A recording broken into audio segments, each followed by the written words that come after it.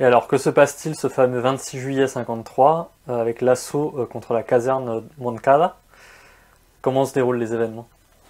Alors Fidel Castro réunit un groupe de jeunes militants orthodoxes, des ouvriers, des étudiants, ils sont 130 à peu près, et il décide de mener une opération militaire contre la caserne Moncada, la deuxième forteresse militaire du pays. Alors d'un point de vue opérationnel, c'est un échec complet, puisque les assaillants se dispersent, sont surpris par l'armée, et ça a été une boucherie totale. Ça a été une boucherie totale, la plupart ont été capturés, exécutés de sang-froid. Fidel Castro arrive à se réfugier dans les montagnes, et il est capturé par un groupe de soldats qui ont ordre de l'éliminer. Il ne doit sa vie qu'à l'honneur d'un sergent, Pedro Sarria, qui refuse d'exécuter de sang-froid le jeune rebelle, et décide de l'amener en prison en passant devant les bureaux des journalistes, afin que l'on voit qu'il était toujours en vie et qu'il ne soit pas exécuté derrière les barreaux. Donc Fidel Castro passe au tribunal, il assume lui-même sa propre défense dans ce fameux plaidoyer réquisitoire connu comme l'histoire Maquitra, où il adopte ce que l'on appelle la défense de rupture, qui sera adoptée également par un célèbre avocat réunionnais, notamment pendant la guerre d'Algérie, Jacques Vergès, où d'accusé, il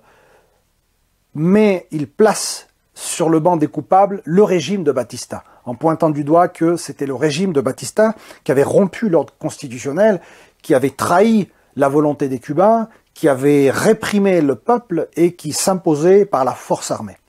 Il va être condamné à 15 ans de prison, mais au bout de 2 ans, il va être libéré parce que Batista, souhaitant donner une nouvelle image à son régime et s'estimant en sécurité, décide de libérer les assaillants survivants du Moncada, lesquels vont bien entendu poursuivre leur lutte sous d'autres contrées. Et donc ils poursuivent la lutte notamment par la guérilla. Donc comment se déroule la guerre de guérilla qui est déclenchée en 1956 avec le fameux débarquement des Barbudos? Et quelle est la position des États-Unis durant cette guerre insurrectionnelle qui va durer 25 mois? Alors à sa sortie de prison, Fidel Castro crée un mouvement, le mouvement 26 juillet. Il va être contraint à l'exil et il va se rendre compte que la seule issue est celle de la voie armée. Il va se rendre au Mexique, qui a toujours été historiquement une terre d'asile pour les réfugiés politiques du continent.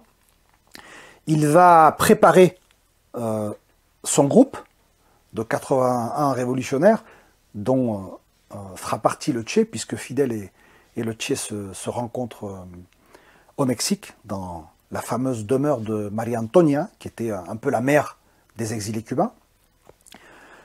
Il prépare ça pendant de longs mois, et le 2 décembre 1956, il débarque après une traversée tumultueuse qui dure 7 jours au lieu de 5 jours, dans la fameuse plage de Las Coloradas, dans la partie orientale de l'île.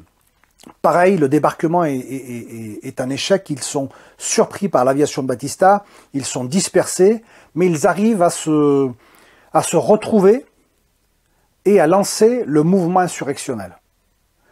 Il va durer 25 mois. Il va permettre aux Cubains de rallier, au moins politiquement, le mouvement de Fidel Castro. Il faut savoir que durant toute cette période insurrectionnelle, les États-Unis ont résolument soutenu le régime de Batista, jusqu'aux derniers instants. Le 23 décembre 1958, c'est-à-dire une semaine avant l'avènement de la révolution cubaine et la fuite du général Batista, lors d'une réunion du Conseil de sécurité nationale, Alan Dulles, le directeur de la CIA, déclare, je le cite de mémoire, « Nous devons empêcher la victoire de Fidel Castro ». Donc l'hostilité au mouvement révolutionnaire, à la révolution cubaine, date bien avant l'avènement de ce mouvement. Bien avant, c'est pour ça que l'on va voir que le cadre de la guerre froide est dénué de fondement pour expliquer l'actuel conflit entre les États-Unis et Cuba.